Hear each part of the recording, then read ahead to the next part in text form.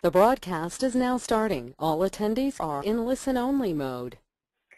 Hi, my name is Beverly Bolnick, National Sales Manager at NMP, and I would like to welcome you to National Mortgage Professional Magazine's webinar titled The Psychology of Trust in a Digital World, sponsored and presented by BetterLoanOfficers.com. I would like to thank all of our webinar attendees for taking the time out of their busy days for this very valuable and informative webinar in our ongoing series of webinars. Conducting today's webinar is Renee Rodriguez, CEO and founder of BetterLoanOfficers.com, the most powerful and easy-to-use online loan officer review management system. Loan officers can collect, manage, and promote their reviews in order to build trust, secure more referral relationships, and close more deals. Renee is also CEO of Valentum, an enterprise education and consulting company. Renee has been named to NMP's 40 Under 40 Most Influential Mortgage Professionals for 5 years straight. Renee has been a trusted advisor to leadership teams at Coca-Cola, Liz Claiborne, Medtronic, Daimler Chrysler, Ford, Microsoft, Bank of America, and Loan Toolbox. He has been a featured speaker at the Microsoft Annual Convergence Conference, the President's Network, and the Business Plan 2008 Conference in Las Vegas. He was featured in Upsize Business Magazine and has been cited in several newspaper and magazine articles about change. He is a renowned behavioral and organizational change expert, leadership coach, world-class sales trainer, and a dynamic keynote speaker. We will be sending out the PowerPoint to all of the registrants for the webinar. So, and we'll also be sending out a recording of the webinar. So if you miss anything or if you don't have time to take notes, you will receive that for future reference. Those will go out to you in the next few days. If you have any questions during the webinar, if you could just ask it in the questions section on your GoToWebinar console, we will try to get to as many questions as we can at the end of the presentation. Without any further ado, it gives me great pleasure to introduce you to today's presenter, Renee Rodriguez. Well, thank you very much, Beverly, and I appreciate the opportunity to be here. I appreciate all of you as well, taking the time out of your busy schedules to better yourselves. I think that it's one of the things that we all have in common when we're in the sales profession is that we are always looking for some form of personal development, some way of bettering ourselves. And I go back to the reality of being in the sales profession is we've been asked to believe into something. We've been asked to believe in a product, a service, something that we believe in and we do.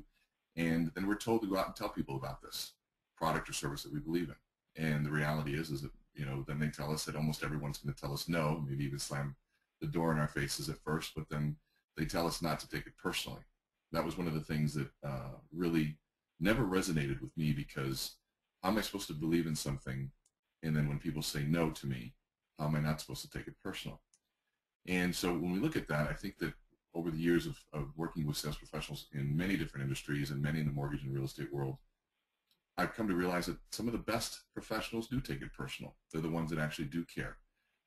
But they also have amazing coping methods to get past some of that rejection. And so I commend all of you for being here today. I think that's one of the reasons why we do things like this, is because we've all been in that world where trust is one of the most important things. And I think one of the taglines said, without trust, nothing happens. And a little bit about my background and why I'm choosing this topic today. But for the last 15 years, I've worked with some very, very large organizations, specifically in the area of change management. And this is anywhere from professional services to manufacturing sites, labor union. And you watch immediately how when trust isn't there, communication doesn't happen. And when communication doesn't happen, things don't get resolved. Specifically, when you get to the sales world, it doesn't matter how great your product or service is. If people don't trust you, they're not going to even listen to what you have to say, or even worse, they will listen to you, but they're never going to buy from you because they just don't trust you. And so all of us, if you're on this phone call, we've probably been trained in all sorts of ways in terms of how do you build trust. So we're going to kind of go over the tried and true methodologies of how we build trust, but then transition of what is trust in the specific world that we're in today in this digital age. I know many of us, myself included, have rebelled against, this social media and holding computers and laptops and cell phones and things like that to build what now people are calling a relationship online, which seems so oxymoronic. And if we wanted to be really honest, how do I have a relationship that's online?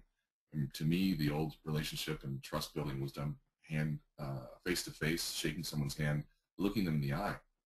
But a lot of that's changed, and I've always been a big subscriber to the fact is no matter how upset I am about the change, I also have to learn how to adapt and grow with it. And so a little bit about my background, because we're going to be talking about the psychology of this. And my passion started 19 years ago when my mother told me, look around the room, and she said, Renee, what does everybody have in common? And I was dumbfounded. I couldn't really figure it out. I said some normal things like we bleed same color red and other things like that. But she stopped me. She told me, said, Renee, every single person in this room has a brain. And if you understand how that brain works, life is just going to be a lot easier.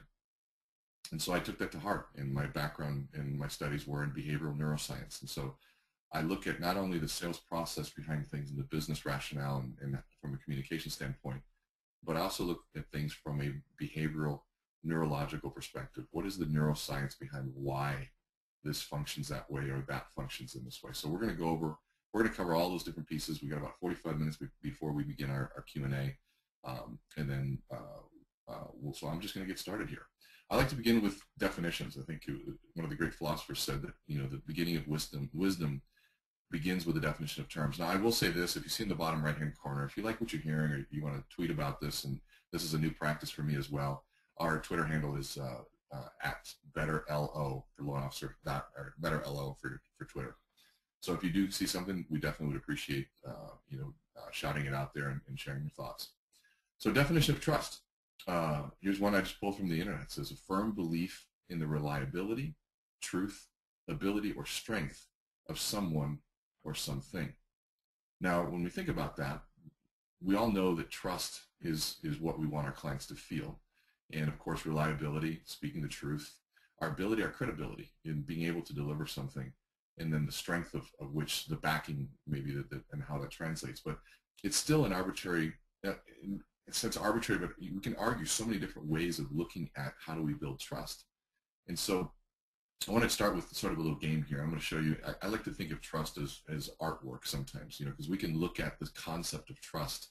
And some of you may have seen this before, but we see a painting and we can interpret that painting so many different ways, and it speaks to different people in different ways. And then a lot of times somebody can look at that and say, yeah, no, I totally understand what trust is. I totally understand this relationship, or I totally feel like I got my client's needs and wants.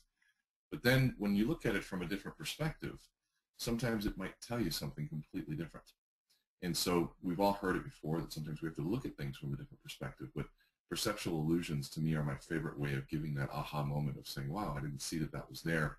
Where before, and I looked at it, it looked like just a beautiful painting in rocks and water. But when I tilt my head to the side, all of a sudden I see a mother and a child that seem as though they're praying. And so what does this really mean to us today is one of the biggest learnings that I had in my teachings or my learnings and my journey through psychology and neuroscience was that a lot of what we perceive is only about 1% of what's really happening. And so we've heard things like that before, but I've got all sorts of ways, but I can't really go through them on a webinar here. But I want you to think about this: is that a lot of things that we perceive only amount to about 1% of what's really happening. And so, to me, what that leaves me the question is what else am I missing? Our brains are designed through what we call selective attention to filter out information, to really focus on what we think or we feel or our values, believe, whatever we want to feel that is important. And so if we don't feel that something's important, or if our brains don't interpret it as being important, that's the scary part, is our brains are sometimes deciding for us. Very much like Facebook is deciding what kind of feed or what kind of news to post on our news feed. Our brains kind of do the same thing. It filters out information to give us what it feels or what it thinks to be the most relevant information. And so today, what I hope to do is uncover some of those things that maybe we weren't looking at before, the things that may be past our filter, and we'll have you walk away with some of those aha moments of saying, wow, I never looked at it from that perspective, or I never knew that when it came to trust. And a lot of what I'm going to be sharing with you is my journey as well, my journey into understanding trust, not only from an interpersonal relationship, from a business standpoint, from a sales standpoint, but also now online in this digital world. So when we look at, we've all known sort of these basic steps on building trust. So I just want to just at least reiterate some of these things that we know. When it comes to building trust through behavior, a lot of times people look at, there's things that people say, but what is it that people do that really builds trust? And we know that being predictable, and I'm going to go into pretty in depth in terms of how the brain works and how important this word of predictability is. But being predictable is a big big piece when it comes to building trust. Being reliable, knowing that you say that people, you do what you say that you're going to do. You can rely. If someone's predictable and they're reliable, the trust factor grows. Being authentic. That's one of the pieces that is fascinating to me, because it is something that is very difficult to fake, but yet almost every one of us, even if we haven't been trained, can pinpoint somebody who's not authentic versus somebody who truly is authentic. And then being trusting. They say that one of the biggest indicators of somebody being trustworthy is if they can trust people. And so this is one of those things that, of course, through our behavior, are we trusting people? Being honest, pretty simple. Being vulnerable. When somebody shares something, and when we share something about ourselves, all of a sudden trust is increased. And of course, being consistent. So these are some basic pieces when it comes to understanding trust from a behavior standpoint.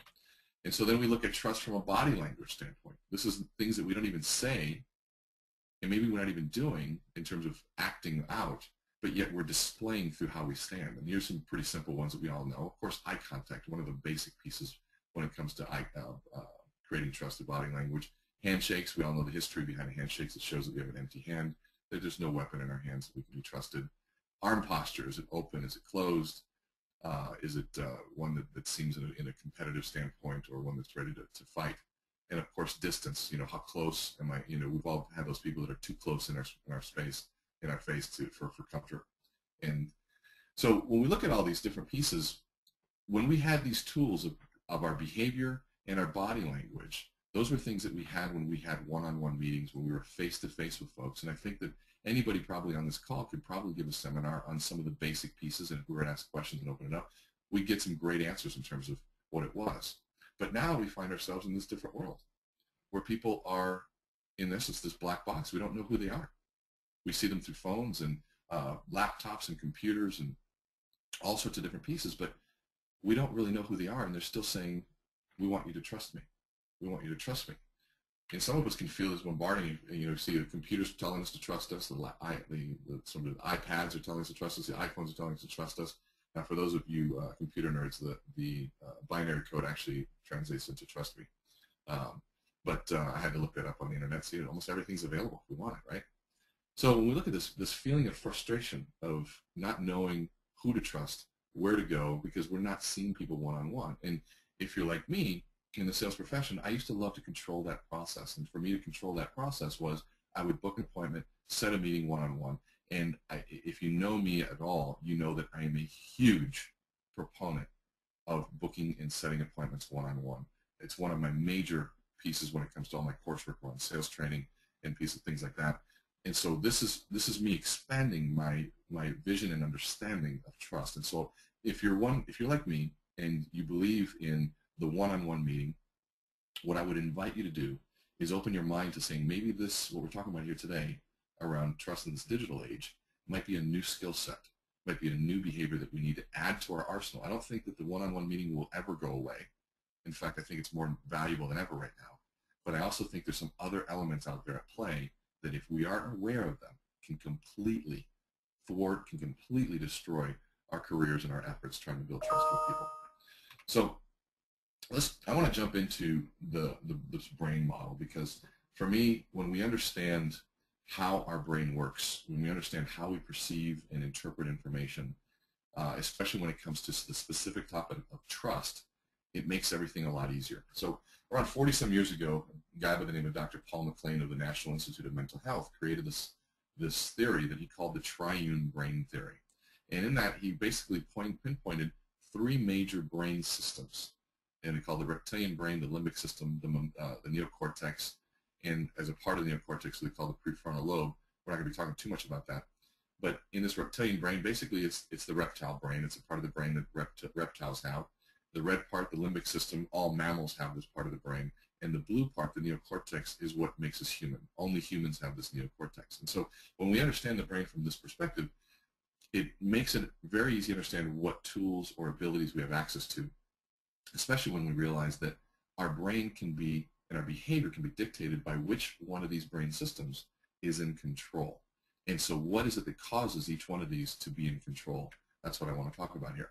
So when I look at the brain, every bit of sensory input, anything we smell, that we see, we taste, we hear, or we touch, all that sensory input is routed through the brainstem. Everything is routed through the brainstem. And so that's when, in essence, when information hits our perception, I want to understand what happens then at that moment, when that concept of first impression that is so difficult to undo. Why is that so important? And what happens in the brain when somebody or a piece of information or a marketing message or a branding message or maybe a smile at a restaurant to somebody, what happens when it hits the brainstem? That's what we're going to talk about. So at that brainstem, it's called the reptilian brain, and it's in charge of all of what we call our autonomic functions, our beating of our heart, our breathing, our digestion, which really means it doesn't need permission to do any of those things. And so if you look at those things, if we don't beat our heart, if we don't breathe, if we don't digest our food, we die. So it carries a very, very important function when it comes to, number one, our survival. And so it's given 3 tools over there on the right here of the fight, flight, freeze response, which we've all heard about. Now, we've heard about this response, but if you remember, the purpose of it is to keep us alive. And so then I look at that and say, okay, well, I mean, how often are we really in life-threatening situations? The truth is, not very often. This is a very primitive part of our brain when we had to run from animals and make sure that, if we make sure we get shelter, that really drives us to stay alive. But what's fascinating is that what drives this fight, flight, freeze response. And so I want you to think about the brain having this panic button, okay? And this panic button is hit anytime it perceives a high level of stress, okay? Stress is the big trigger to this fight, flight, freeze response, or else it's called the general adaptation syndrome. And so I'll give you an example visual here. So let's say that we see a shark. I'd agree that most of us, if we saw this shark in our perception or our visual view or in front of us, we would probably be pretty stressed out at that moment. So what happens is that hits our visual cortex, sends a message to the panic button, and in essence, our reptilian brain takes over all function in our brain. And what that means is that our brain metabolizes sugar. And if you watch a functional MRI scan, you can watch that the brain function or everything shuts off in the other parts of the brain, and the sugar is now being metabolized solely at this reptilian brain level, a very primitive part of us. And so when you look at it, you ask yourself, okay, what resources do I have available when I'm in reptilian? When I'm in reptilian, I've got constricted blood vessels. I lose my periphery. I see to about the end of my fingertips because I'm really surrounded and really worried about what is close and what's an immediate threat to me. I become very territorial. I don't listen to words or language because in this reptilian brain there is no verbal centers that are functioning at the moment. So you really can't talk me out of this, or you can't reason me out of this because I don't have access even to my reasoning logic centers. And so for a minute, I want you to imagine an argument that maybe you've had with a significant other, a spouse, or somebody that you realize at one point it really was so irrational and they couldn't hear you. Everything you tried to reason with them, you tried to use logic, none of it worked. And then you play back the event. You think, imagine if you were a scale of 1 to 10, how stressed out were they? Or did they feel threatened in some way, shape, or form? And so what happens is when we have that level of stress, it happens even in an argument or even in this, in the boardroom or at work, we lose our jobs, whatever it is.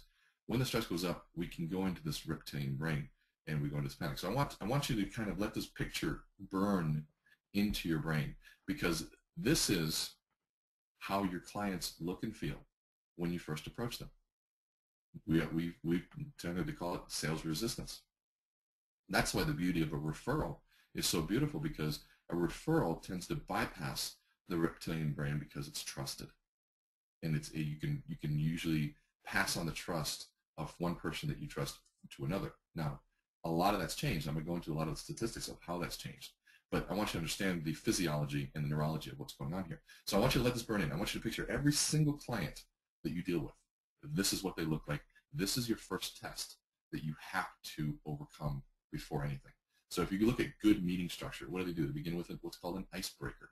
And an icebreaker is a very simple way of, hopefully, if it's done well, to reduce reptilian. Now, if you're like me, there's some icebreakers that are so cheesy and so not fun to do that sometimes they raise reptilian. So it takes some skill set in making sure that you're doing the right kind of icebreaker.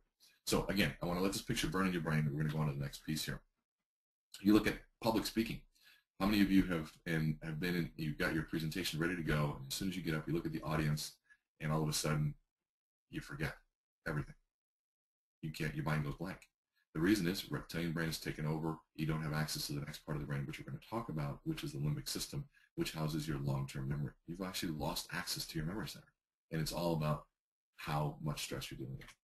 Of course, in events, what my assumption is for any managers out there is the moment that you begin a meeting, assume that every person in that meeting is in reptilian. They're coming off of another meeting. They're highly stressed.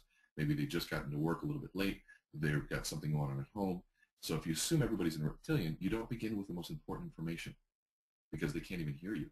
You have to begin with something that's going to make them feel safe, that's going to engage them in the meeting so that you can actually give them the data to deal with.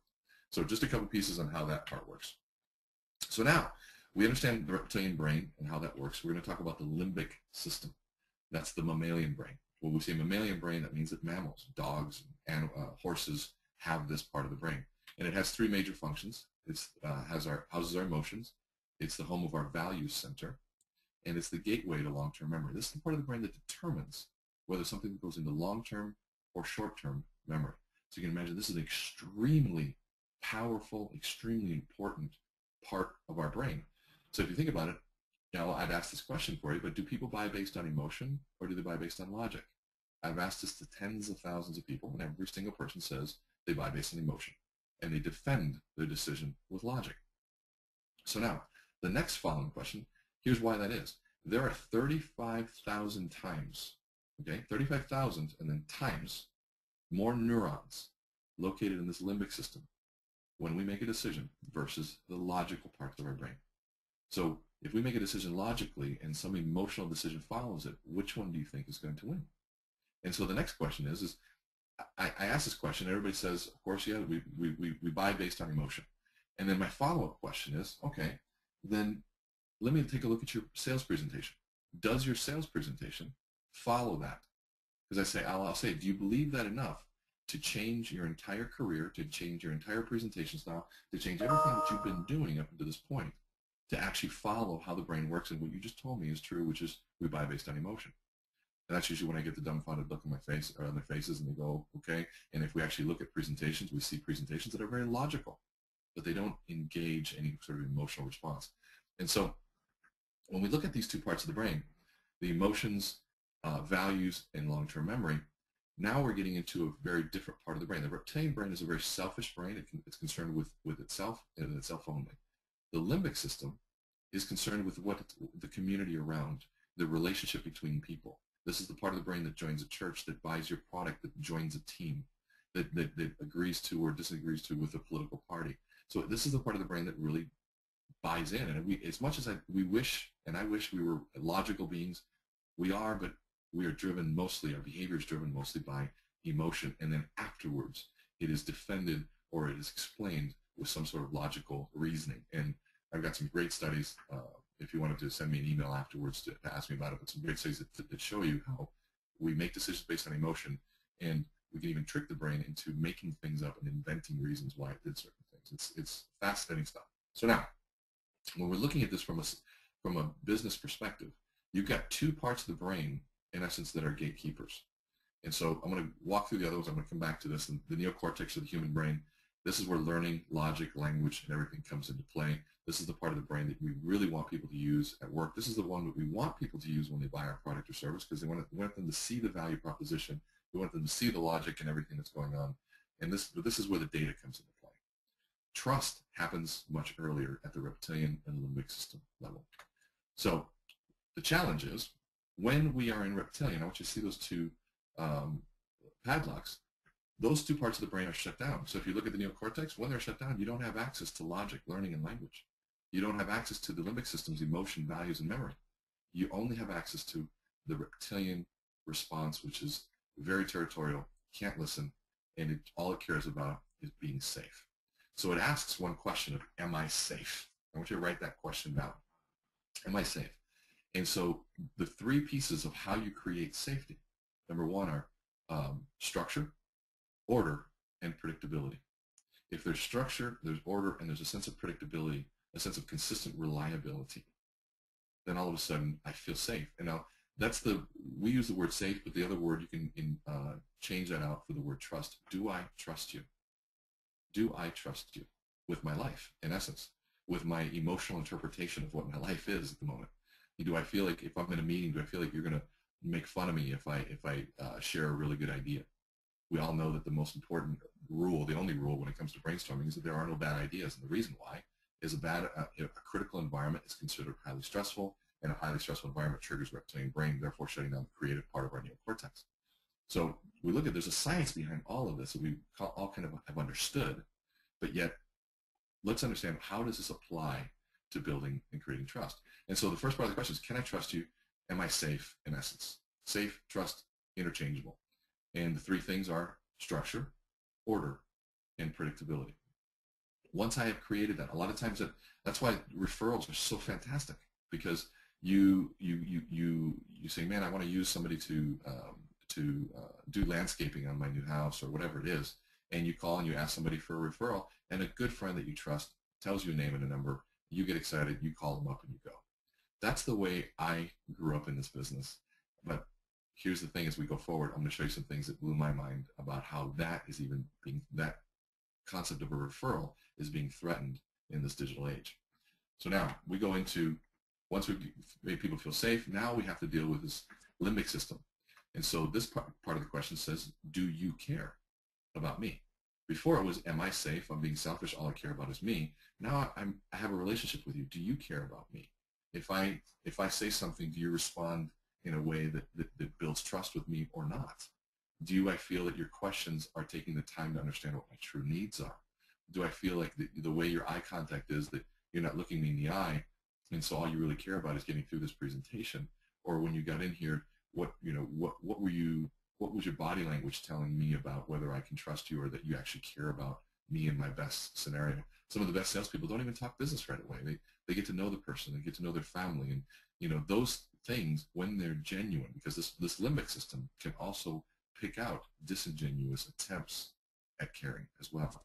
In fact, it is so accurate. It is so accurate. So this is one of those things that you have to ask yourself, do you really care about the person you're trying to create trust with? And what can you do to try to ensure that you're really coming from that good place? And the good thing is that, especially in this industry, which I love so much, that the good people are left here. There's been a lot of people that have left the business, but the real true professionals are here.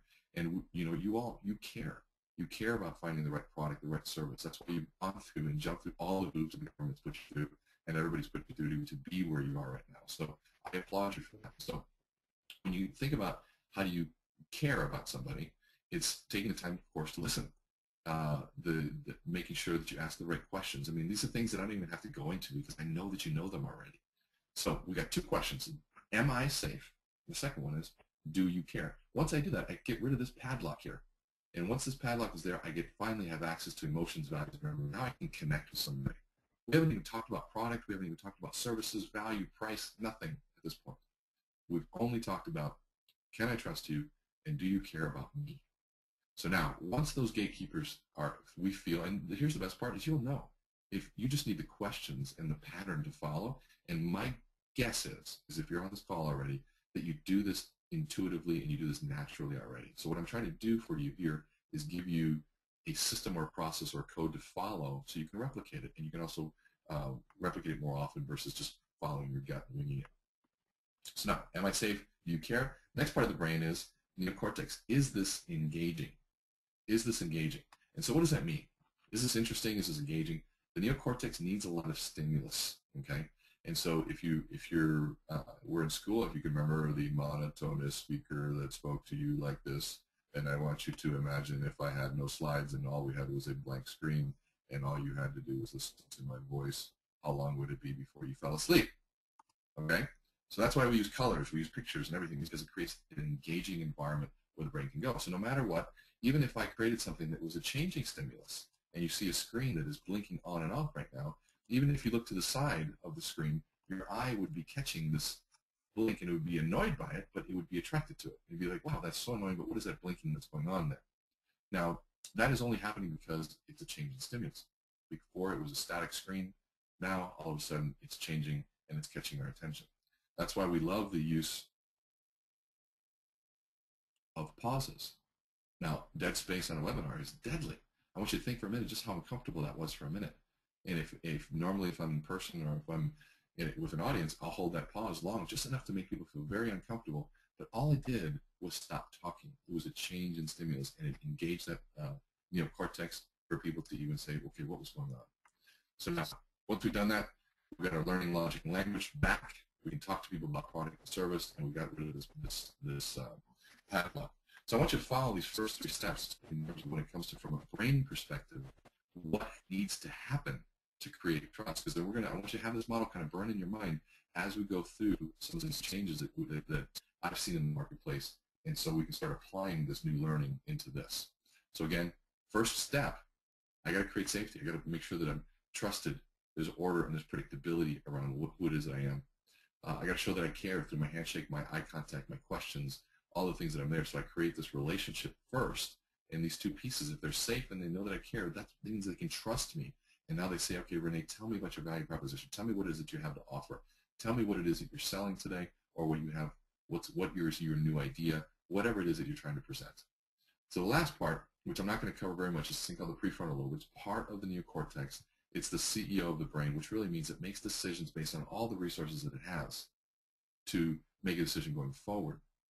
What's fascinating about this decision-making process from the prefrontal lobe is the prefrontal lobe has a very, very strong connection to the values center, So before we make a decision, our brains say, is this next action in alignment with my values?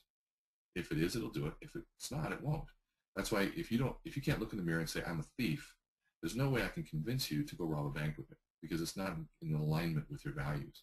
We also look at people who volunteer their time for good, Habitat for Humanity, or the food campaign, or whatever it is.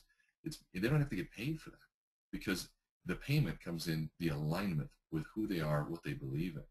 And so we ask this question of, is this inspiring? And so we're getting a little off topic, but I wanted you to have a full picture of how this brain process works when you want to get full engagement. Because really, what's the purpose of trust? If you're in business, the purpose of trust is to build relationships with people that will refer you business or that will buy from you.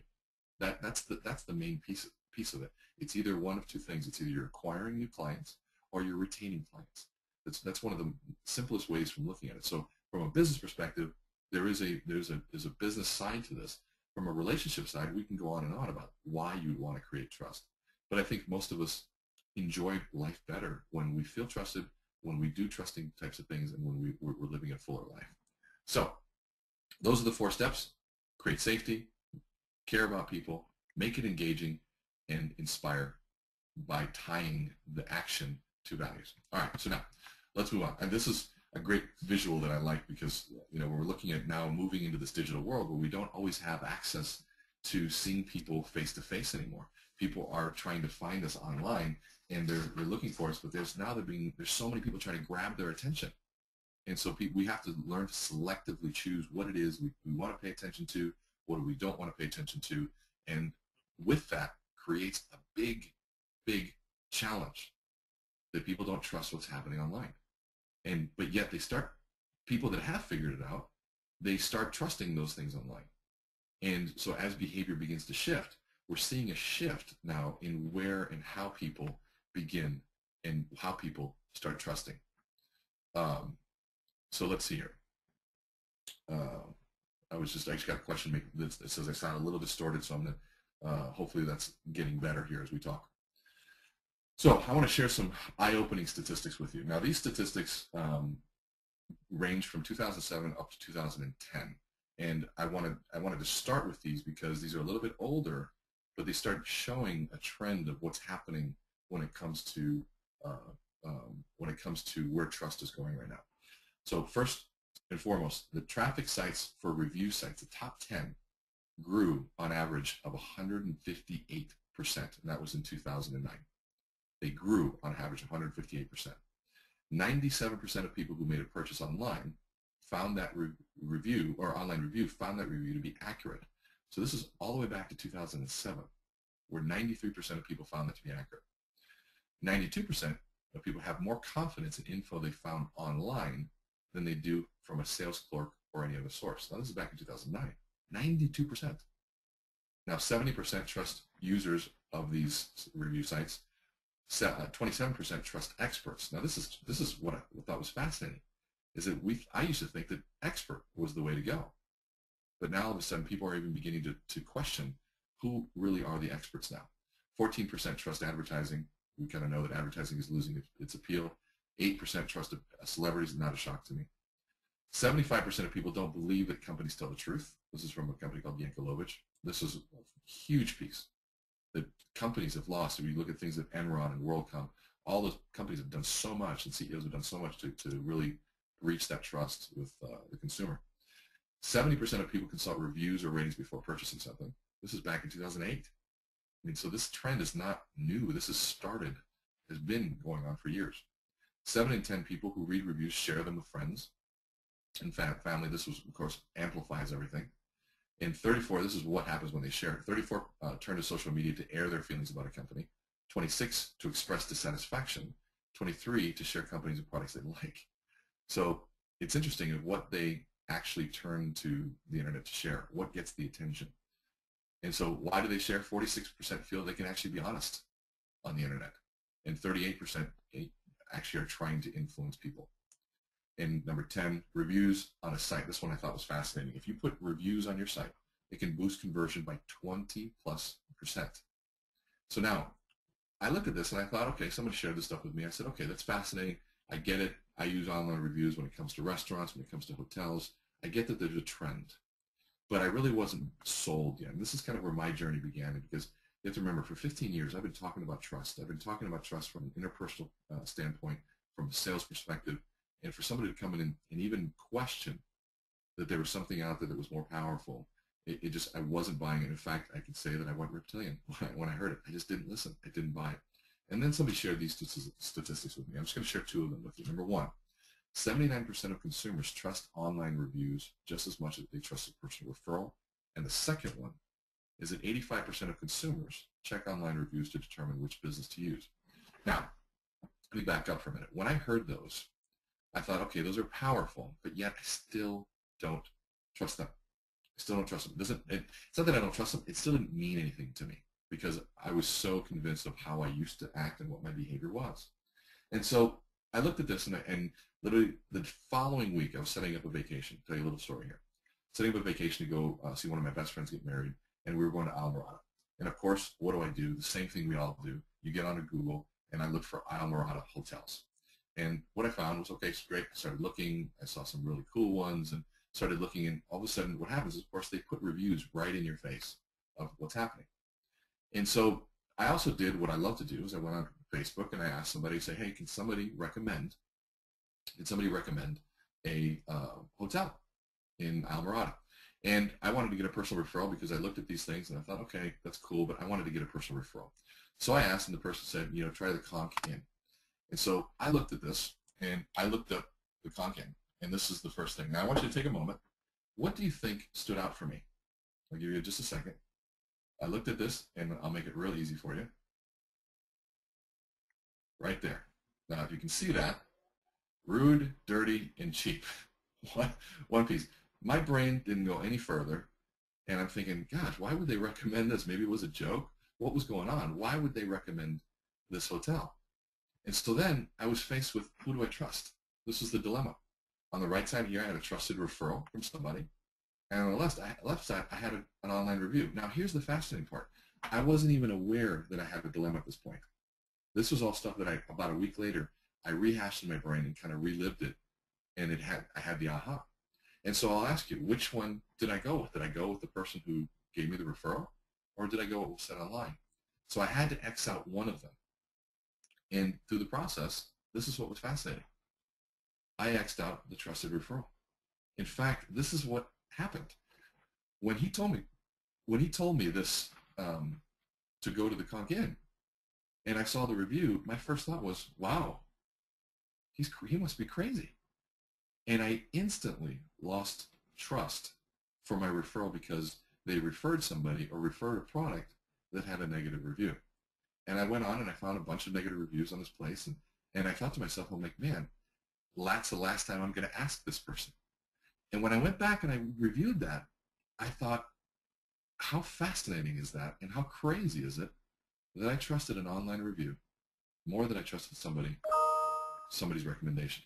So when I go back to those two statistics, you look at 79% of people are now trusting an online review the same way that they trust a personal referral. So now, here's the other things right now. We've got companies like Yelp and other companies that do reviews, but you also have reputation management services that actually will go out there and create fake reviews for you. So there's a credibility crisis right now happening in the whole review world. And so when we're talking about creating trust, all this work that I've been training people to do, that I've been wanting to do, and that I felt like I've been doing with somebody, if I don't pay attention to what my online reputation is, all of it could be for naught. And so when I looked at this in this digital world and creating trust, all the things that we learned, we now have to somehow transfer into getting people, third-party people, to tell our story. So I want to share a few more statistics with you. This came from the Local Consumer Review 2013. And take a look at in green to blue to orange. This is from 2011 to 2013, the percentage of consumers reading more than 7 reviews before they form an opinion. So back in 2011, people were reading more than 7 reviews, which really meant they didn't trust it. They're saying, well, I got to get a multitude of opinions, so I'm going to get these opinions and move forward. And then in 2012, dropped to 35%, and then down to 22%. People are reading less and less reviews, but they are reading them. They just don't need to read as many. That's the big key here. And so what was fascinating to me is that people are starting to trust at face value these reviews. So next one here, again, from green is 2011, blue is 2012, 2013 is in orange. And we go, how do online consumers review affect your opinion of a local business? We look at here, positive customer reviews make me trust a business more. Look at the percentage of people that are doing this. People here, I read reviews, they don't influence my decision, but here's a small percentage of people that don't take notice of online customer reviews. So again, huge portion of the population reading reviews. How do online consumer reviews influence your decision to use a local business? Again, positive reviews make me more likely. The trend is going up. And you look at 2012, when people read reviews but they don't influence my decision, looks like it went up, but then it came back down because now people aren't looking at as many reviews. And then, do you trust online consumer reviews as much as a personal recommendation? These are the people that said no here, but for these 3 here, everybody said yes. This is where that 79% of people said that yes, that they actually trust as much as a personal recommendation. So to me, looking at those pieces, again, began to blow my mind. We look at this now. I want you to go back to the brain model for what is it that creates trust. We've got the reptilian part of the brain and the limbic system. Okay, so this question relates directly to that. Which part of the following reputation traits is most important when selecting a local business? The top one was reliability. What part of the brain is it? There's a quick quiz. Reliability, which is, in essence, can I trust you, which is the reptilian brain. Good value, you're into the limbic system. Expertise, I would say good value would be the neocortex. Expertise, this would be trust, again. Professionalism, all these different pieces are so important versus things like courtesy, localness, friendliness, which to me was completely mind-boggling. So I wanted to leave you also with some specific things you can do. This came from Realtor Magazine several months ago, but they looked at the Nielsen report in global trust in advertising and brand messaging. And what they said is, here are the top 5 ways that you can build trust, specifically in the digital age. This is the exact article. And when you get this, I left links to the Nielsen report here, and I also left a link to the actual article. But what they found was that 92% of people in this piece trusted recommendations from people that they know. So I thought that was cool. That was kind of, I was happy about that. The number went up in this study a little bit. So people are still trusting the referral. So I was like, the referral hasn't died. That's a good thing. And number 2, the second most powerful thing was consumer opinions posted online. In essence, online reviews. Where again, we're at 70%. This is the second most powerful way to build trust in an online world. One, getting a referral from somebody you know, and the second was the opinions posted in online reviews. 58% trusted editorial content. That means if you're writing newspaper articles, you're seen as the expert. I thought that would be a more powerful way. But from this is saying, you got about a 50-50 shot here, 50%. Branded websites, we all have to have a branded website, but that's only 50%. And of course, emails that I sign up for, if I sign up for some sort of newsletter or something there. So in that, when we look at this, you can take this and say, ask yourself, number 1, what am I doing to build trust with the people that I know so they actually get referrals? And do I have all of these elements in place so that when people look me up online, that they find something and that my reputation is intact? And so I'm reached the end of my 45 minutes here, and I was asked by National Mortgage Professional to just give a quick overview of what BetterLoanOfficers.com is, and also they've been generous enough to offer a significant discount code for those that want to become a part of it.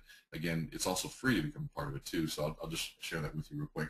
But BetterLoanOfficers.com is an online resource where you can manage reviews for yourself. The big difference between us and the other companies is that you really have control. When it comes to Yelp and the other organizations, they don't want you to have any control. This is something they created those sites for the consumer, and the consumer, and in essence, not for the loan officer. This one is specific only for the mortgage industry, where you have full control over how everything works. So the site is very simple. Let's see if I can pull it up here. And if you go to BetterLoanOfficers.com, you'll see a very simple site as you scroll down. The three basic things where you can have people review a loan officer, they can actually do a search and find a loan officer, and then our resource center, which is our blog. We'll have different pieces for business building, videos, and tips like that. A video on how the service works and just kind of the company. And this is a story about Michael Mandis. What you find is that this is from a business generation standpoint. He's been leveraging reviews for years now, and last year, in an 18-month period, he generated over $125,000 in additional revenue just by leveraging online reviews. And so when you look at this process, it is a very, very powerful way of ensuring that you can build trust immediately, especially if you're using this from a proactive standpoint. As you create your account, which again can be free, you get a dashboard to manage and your profile. You're going to get rated in communication, accuracy, responsiveness, and turnaround from both consumers and realtors. So we separate those two pieces out. Very, very, very simple to use. And then I'll give you kind of a peek at what this looks like here. I talked to my friend Jeremy Stump, who allowed us to use his site, which is really nice. So this is his dashboard. Again, he has what's called ethos verification. So when he comes up in the search engine, he's actually been verified, and versus somebody who hasn't been verified. So verification, of course, is that we go through and make sure that your NMLS matches up with the company you say you work for. It's just another form of credibility for that reptilian brain. Of course, you see his ratings here, his overall ratings. Real estate agent reviews, he's got 6. Consumer reviews, he's got 7. He's got a dashboard here to tell him, who's viewed his profile, where it's come from, etc. And he's got the ability to dispute a review. So this is another place where we put control back into your hands. If you have somebody or somebody's out there trying to get you, you can hit dispute. We remove the review and begin a dispute resolution process. The most exciting piece, though, is this Promote My Profile button, which you can access through this secondary nav as well. But in here, you get 3 big functions here. So as a professional, you get access to all of these different pieces where you can ask for a review, and as a professional member, you actually get 2 review sites. So to give you an example, here's the unbranded review site versus the branded review site. So people say, what's the real big difference? If you send people to review you here, you're also sending your realtor relationships and your clients to a place where they can actually go and click find and find another loan officer. Let's say they wanted to find somebody named Ed in a certain place, and now they've got access to those people. So in the unbranded site, as a professional, there are no buttons for people to review you. So this basically becomes your page, your profile, and it's located on a different URL called My Mortgage Page, where they really can't find anybody. And of course, you can share it through all the social media pieces. You can request it through an email, and then you can actually embed this iframe of your profile, which looks like this. This profile, you can embed this into your website if you have control over your web page. This is the iframe code that you can put it in there. So really fun stuff. Very, very, very simple, and very, very easy to use. So I'm going to go back to this piece here, and to give you the promotion code. If you did want to get started, it's free to get started if you wanted to do it. You get your basic profile metrics, access to the Learning Center. You won't be verified status here, but you can ask for reviews and start collecting reviews. The verified status membership and the professional give you the ethos verification. You can dispute reviews. You can actually get emails when reviews are left, and your profile is actually pushed to the top because it's a more trusted source. In the professional, you get access to the pieces that I showed you there for being able to request reviews and et cetera. But as a gift from National Mortgage Professional, they're giving you $100 off if you did want to sign up for a professional membership. You just have to use a promo code NMP Trust, and it'll give you a 40% discount, in essence $100 off. And again, this is per year. So we wanted to make this something very, very simple. The mission behind this organization was to restore trust in the mortgage profession. And we know that the people that are left have gone, you guys have gone through so much. We wanted to give you a place where you can really promote, have control over your online reputation.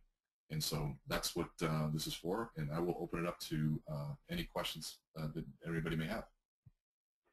Okay, great. Thank you so much for all the great information, Renee. We have time for a couple of questions. I have one here. How do I prevent clients and realtors from searching for my competition on Better Loan Officers? You know, that's probably one of the biggest questions we get, because, you know, when you go through some of the other services like Yelp and things, in fact, a lot of times when you go on to Yelp, if you don't pay for their advertising, they will actually promote loan officers on your profile page. But, you know, you've also got the button to search out other people. So it's a tough thing, you know, because you want to be able to promote who you are and the positive things that people are saying, but yet how do you prevent, you know, those same people from then searching out your competition? That's what the professional membership allows you, is where you get the two profiles. You get the one that actually has the non-branded page here for you to let's see here if I can pull that one up here. So that's what we do with professional membership, is we remove all the branding because we put it on a completely different URL. So that's one of the ways that we've combated that through this service. Okay. Also, they asked if you could promote your Better Loan Officers profile on your own webpage. Yep, I probably went through that pretty fast. Of course, as a professional as well, you can embed the profile under the this button here, promote my profile, or you can find it up here, where you go down here and you have the iframe code. Now, if you don't know how that works, I would just talk to your webmaster, or even just call us. We can walk you through it as well on how to make that work. But yes, you can embed it onto your profile. Okay, we have time for one more question. Someone asked, what do you think is the best way to actively market your positive online reviews once you have to generate the inbound leads? Well, I think, so I'll give you an example. So I was on the cover of the Niche Report last year, and, you know, it was a dream to be on a cover of a magazine. I was so excited, and all that went through my mind was, man, people are going to be calling me off the hook. And the reality was I got 2 phone calls. And as excited as it was, and as big of a deal as it was to be on the cover of a magazine, nobody called me. It didn't generate any business. But here's what I did. And I think last year I wrote 9 articles. 2 of the articles generated maybe a couple leads for me. But what it did for me was every time I went to a meeting, I showed somebody that cover. Or before I met with them, I put it as a Facebook profile page. I made it part of the initial meeting so that when they saw it, they go, ah, if he's on the cover of a magazine, Reptilian says he must be trustworthy, or at least he must know what he's doing. He must be an expert of some sort. It creates what we call ethos in our world. Ethos is credibility. And so this site is about creating ethos. That's why we call it an ethos verification. Ethos is the highest form of credibility, and ethos is not given to you from yourself. It's given by your community, those surrounding you. And so what I mean by all that is that for me to generate any business from those really credible sources that I had to proactively use them. And so right now, what we tell people is collect your reviews, and then make sure, number one, it's on your website, because people are going to your website anyways. Make sure that your profile is linked to your email signature. So every single email that you send out, there's a link saying, hey, you know, check out what reviews that people are seeing about us. I would, if you have the ability to do email marketing campaigns, I would send it out to people.